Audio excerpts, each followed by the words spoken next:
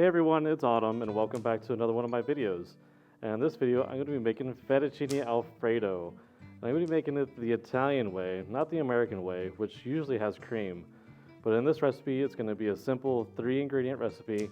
I'm going to do it in Fursuit, and I'm going to explain to you some different ingredients and how you can use them, and kind of go through some different techniques as well. So let's go ahead and get started.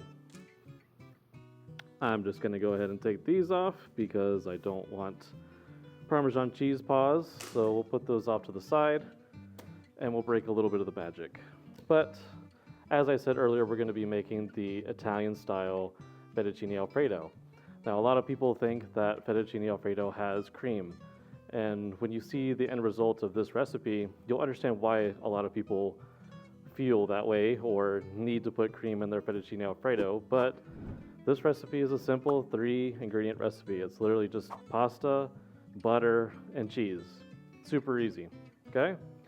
So, with our first ingredient, we are talking about cheese.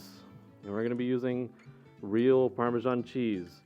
If you don't see that in your rind, or you don't see the rind, you get this nastiness from Kraft. That's fake. But you get this. This is a little bit more expensive, and I do want to preface that you should buy what you can afford. If you can't afford to get something like this, then I totally understand.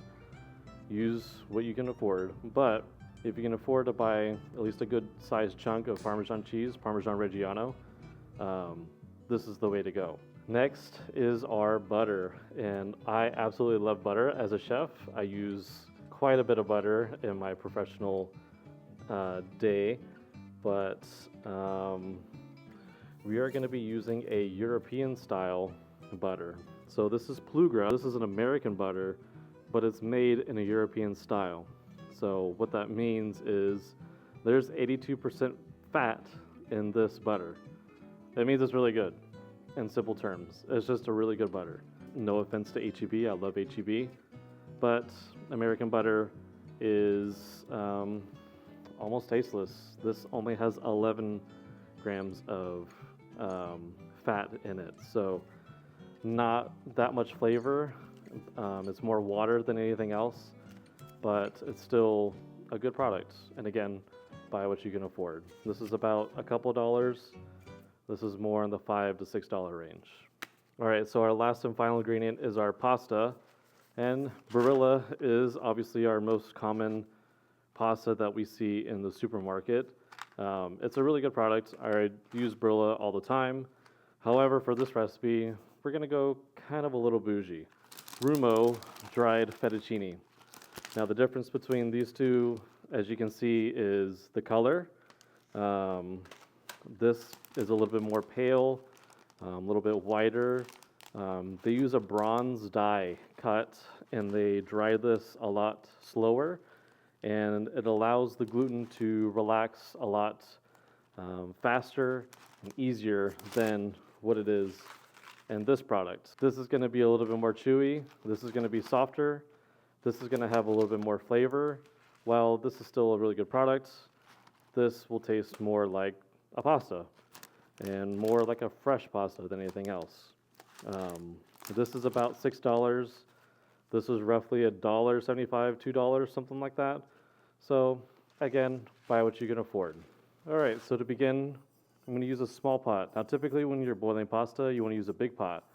But in this recipe, I need to use all the starch that I can that leaches out from the pasta. So the way I'm going to do that is using a small pot. And I'm going to fill this up with water about, a little more than halfway, maybe 3/4 of the way, and just very, very lightly salt it. You don't want this to be overly salty because of the cheese, and we can adjust later on if we need to.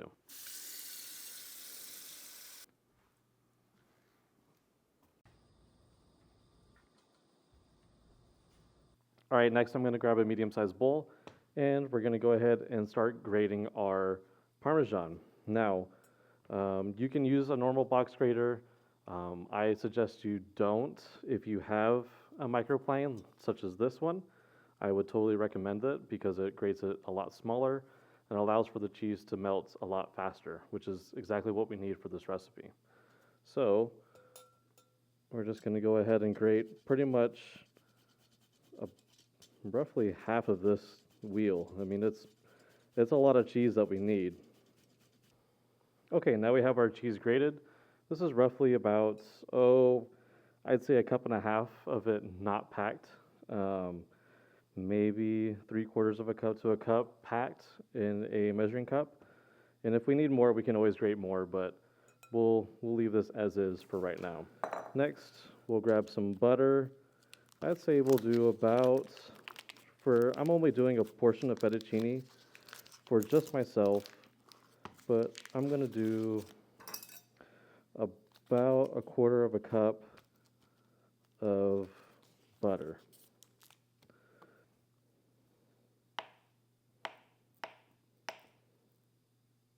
Okay, so now all of our mise en place or ingredients are put together. They're set up to the side because once the pasta is done, this is a very fast process. All right, let's go ahead and start cooking our pasta.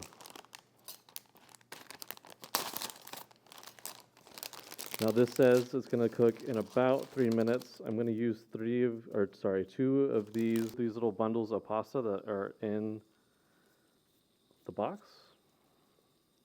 Now at this point we're just breaking up our pasta bundles here so they don't stick and that they don't stick to our pot. Okay, our pasta is done and we're not going to drain all the water out. We're going to keep the water. We're going to keep the pot actually. All right, we're going to get our bowl and our pasta as close as we can. And we're just going to keep all that water. And that's going to allow for a little bit of emulsion in our fettuccine Alfredo sauce. It's really hard to see in Fursuit. See if I got all the noodles. Again, just leave it right here. We'll add in our butter, like so, and then we're just going to start mixing. Now as it's starting to form the sauce, you can see how a lot of people can understand why they put cream in their fettuccine Alfredo, because as you can see our sauce is starting to emulsify. Let me get this out of the way. It's starting to emulsify like an American style fettuccine Alfredo.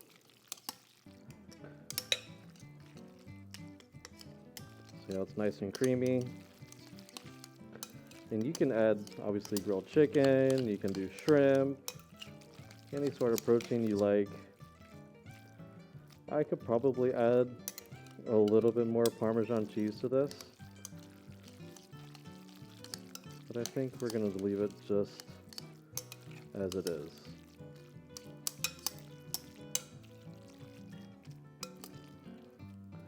So you see how we have this beautiful, creamy, our sauce is not broken. We have this beautiful, creamy fettuccine Alfredo. We'll grab our bowl, like so, and we're just gonna put this in our pasta bowl, or dinner bowl rather, and there we go. Can add just a little bit more of our grated Parmesan right on top. Now you have a super easy, very good fettuccine Alfredo. Enjoy.